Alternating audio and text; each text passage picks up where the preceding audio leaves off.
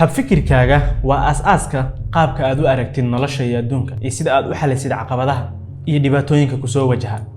hab fikirka positive-ka ah micnaheedu ma ahan inaad iska indhatirtid caqabadaha jira, balse waa inaad ku wajihi kartid xaalad walba maskax positive ah. haddaba 7 qodob ayaan kugula wadaagi doonaa muuqaalkan oo maskaxdaada aad uga dhigi kartid mid positive ah ama hab fikirkaaga aad uga dhigi kartid positive. ku soo dhawaada channelka, magacaygu waa Gamaandiid. haddaad nagu cusub tahay channelka subscribe noo saar, haddaad horey noola joogtayna waa kaaga mahadcelinaya. haddii aan u guda galno muuqaalkanaga, qodobka koowaad ee maskaxdaada aad uga dhigi kartid mid positive waxay tahay in aad samaysid wax la yiraahdo mahadnaq. aad ku mahadnaqaysid ama aad ku shukrinaysid waxa aad haysatid markaas. kaliya lama rabo in aad fiirisid waxa ka maqan ama waxa ka dhiman. waxa la rabaa inaad dib isu fiirisid oo aad fiirisid waxa aad haysatid, isla markaana aad Ilaahay ugu xamdi naqdid. wax inta aad haysataba waxa laga yaabaa dadka badankooda inaysan bahaysanba. Ilaahay subhanahu wa ta'ala quraankiisa ayuu ku leeyahay la in shakartum la aziidannakum. igu shukriya waa idin ziyaadin doonaa.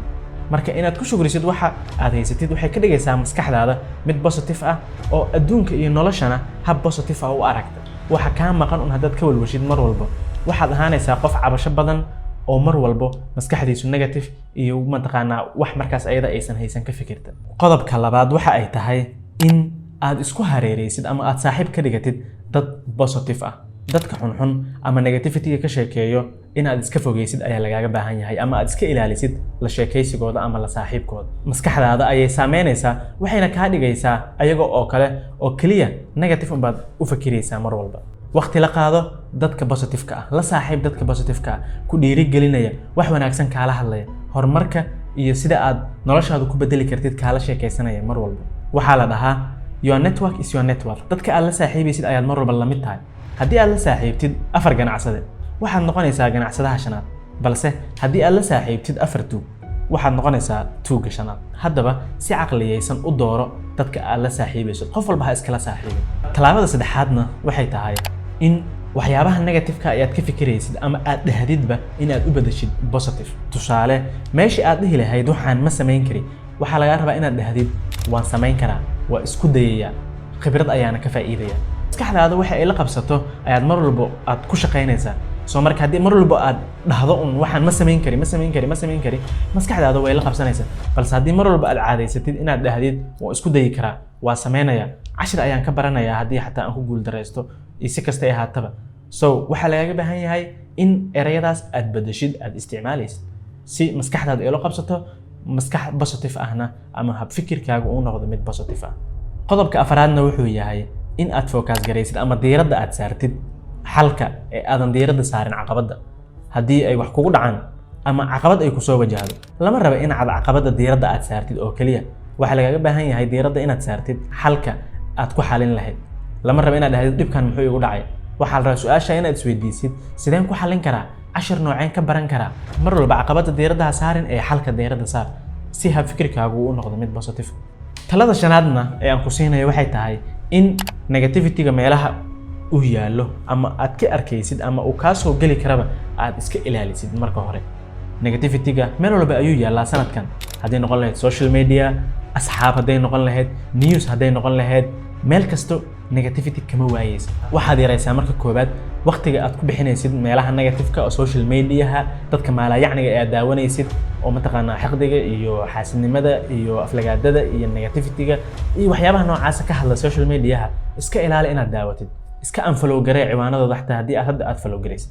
sidoo kalena waxaad samaysaa xuduud ka yeelo dadka asxaabta ah ama dadka aad leedahay negative ayaad ka faa'iideysa oo waxba kugu soo kordhinayaan, ayagana iska ilaali la kulankooda badan iyo la sheekaysigooda.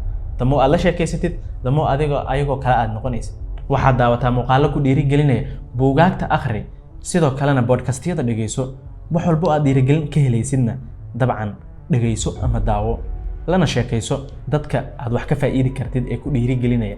talada lixaad ee aan ku siinayana waxay tahay in aad caafimaadkaaga muuq ahaan iyo maskax ahaanba aad ka shaqaysid. caafimaadkaaga waa muhiim. maskaxdaada iyo jirkaagu way isku xiran yihiin. so jir caafimaad qaba ayaa maskax caafimaad qaba keena. isla markaana waxaa lagaaga baahan yahay jirkaaga caafimaadkiisa inaad ka walwashid. waxaa lagaaga baahan yahay marka koobaad in maalintii ugu yaraan 20 daqiiqo xitaa ama 30 daqiiqo aad jimicsi aad samaysid, ha noqoto xitaa socod xataa ha noqoto. sidoo kalena in maalin kasta biyo badan aad cabtid.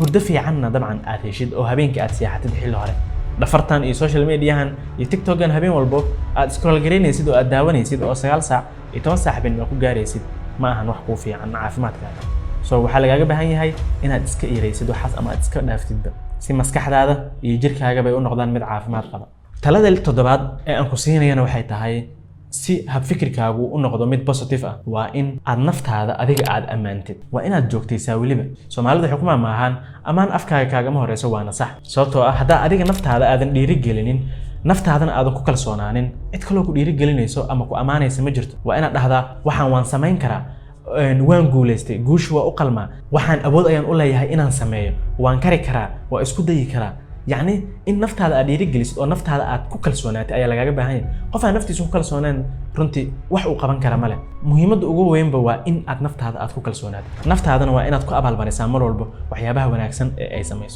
وهجاج هذا بقى محيط هاي ثلاثة أوجودن بيس إن أتسميس تتهب فكر بوزيتيفا أما هب فكر كهاجات كده تدميت بوزيتيفا رنتي ما أهنا وحال مر لسمين كرو وسفر دار وحيابها نكوش شيء هدي أتسميسنا وحن فيليا in hab fikirkaaga iyo sida aad u aragtid nolosha iyo adduunkaba uu runtii u noqon doono mid positive ah caqabadaha ku soo wajahana aad iska xalin kartid nolol farxad lana aad ku noolaan kartid oo ku masantahay daawashada muuqaalka haddii halkan aad soo gaarto waxaan rajeynayaa inaad wax badan ka faa'iidi doonto channelka subscribe saaro si aad u heshid muuqaaladan iyo kuwo kale oo xiiso leh asxaabtaada la share garee wixii fikir aad noo haysid commentiga nagu la wadaag intaan ku kulmayna muuqaalka mid ka xigana waxaan kaga tegayaa sidaas iyo nabadgelyo assalaamu calaykum